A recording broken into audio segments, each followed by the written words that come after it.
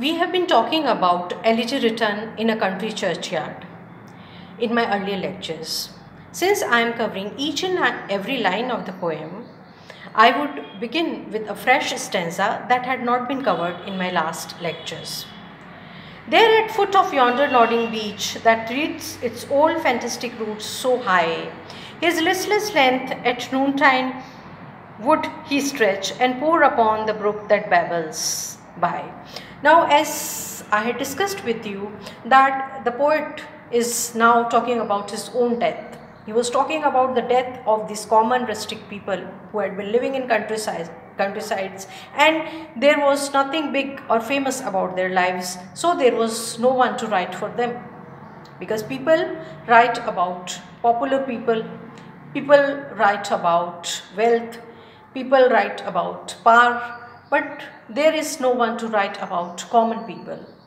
So the poet said in his earlier lines that he would be the one who would sing for them. And while talking about them, the poet somewhere realizes that he, as a poet, he would also die one day. And he thinks whatever is done or whatever is written, whether it would be acclaimed, whether it would be remembered by people, whether the humanity would be benefited by what he has written. He is thinking about all these things. And somewhere he is thinking while he would die, what would happen? There would be someone who would come and inquire about him. And then a rustic would tell that person that this poet was roaming about in the village. One could see him under the trees, one could see him near the brook, one could see him in the woods, one could see him talking to himself.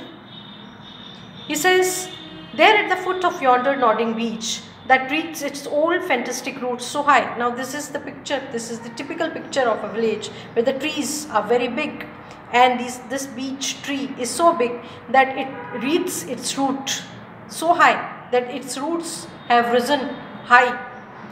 His listless length at noontide would he stretch, and the poet would stretch his listless length. He would rest under the tree and pour upon the brook that babbles by, and he would look upon the brook that babbles by, that it's the sound of water in the brook.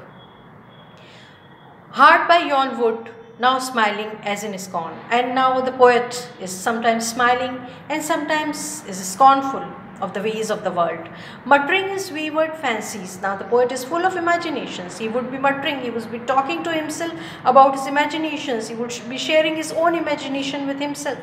He would rove, he would move here and there, now drooping, woeful when, now he would be woeful, now sometimes he would be sad, like one forlorn, one isolated person, or crazed with care, or crossed in hopeless love. And this is how the poets are. They are crazed with care, they are very careful about everyone, they think about everyone, or crossed in hopeless love, or sometimes they are dejected in love and they become poets. This is the usual condition of a poet.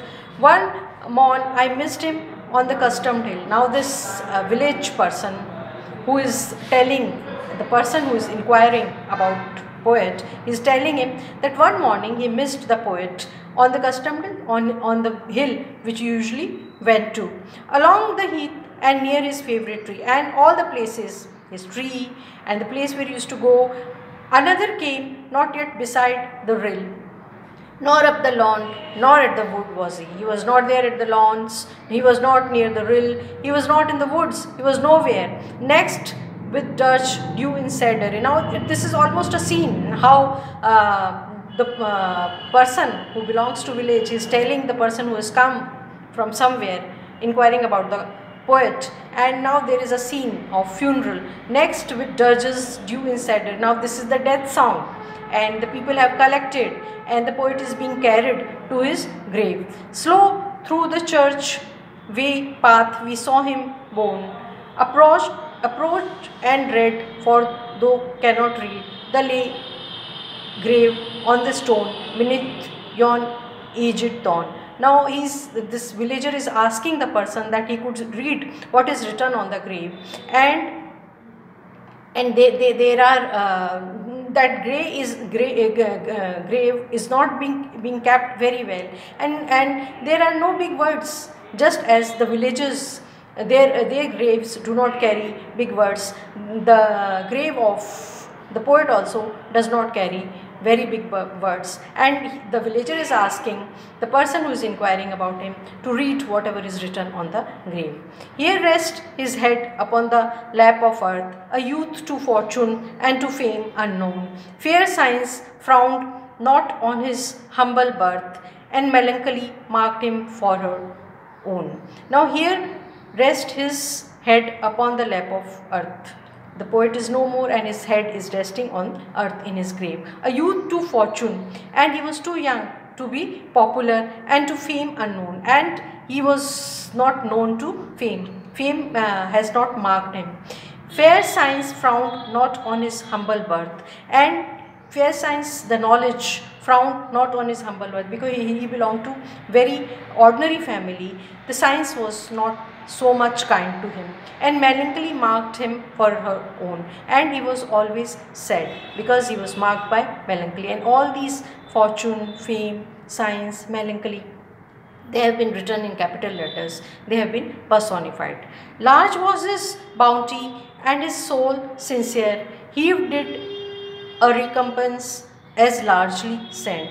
But his soul was large, he was very kind, and he was very sincere, and all these human values in him, or these human feelings or emotions in him, have recompensated the loss of being very famous, or the loss of being very popular. He gave to misery all he had a tear, he gained from heaven, it was all he wished a friend. And he said that misery was his own, and he gave the misery a tear, and he said to heaven that this is all he wanted in his life. He did not want much fame or much money, and he was not very ambitious. No father seek his merits to disclose, and there would no one to think about his merit, or there would be no one to disclose his merits, or draw his frailties from their dread abode, and there would be no enemies to draw his weaknesses. There they alike in trembling hope repose, the bosom of his Father and his God. And this person now is reposing, resting with Father and God, and is getting some place in the bosom of Father and his God, and he does not want anything else. He just hopes, or he just wants rest, or whatever wishes he has, or whatever trembling wishes or hopes which are left in him are all summoned to Father and God, and he wants a simple peace, a simple repose, a place in the bosom of Father and God, and there he lies, because he does not have any ambition, and he wants that as a friend he should be remembered as a common person, as an ordinary person, and he would love to be quoted as a son of God, as a son of Father, rather than to be quoted as a very meritorious person, because he feels that there would be some people who may talk of his frailties, but at the same point of time he is sure that nobody would talk about his frailties also, because he is not so popular. And somewhere at the end, by talking about his own death, the poet has universalized the theme of death, and he has universalized the concept that death is inevitable, and it would happen. This particular aspect is going to visit each and every soul, and what is needed is a place in the bosom of Father and God. And let world talk of your frailties, let world talk of your limitations, but if you are not ambitious enough, or if you are not popular enough, maybe the world would not talk even of your frailties or even of your ambitions. But what is required at the end of the life is a peaceful death, is a repose in the heart of Father and God, and a life which was useful for humanity, a life which carried a very simple or which carried a pure soul. Thank you.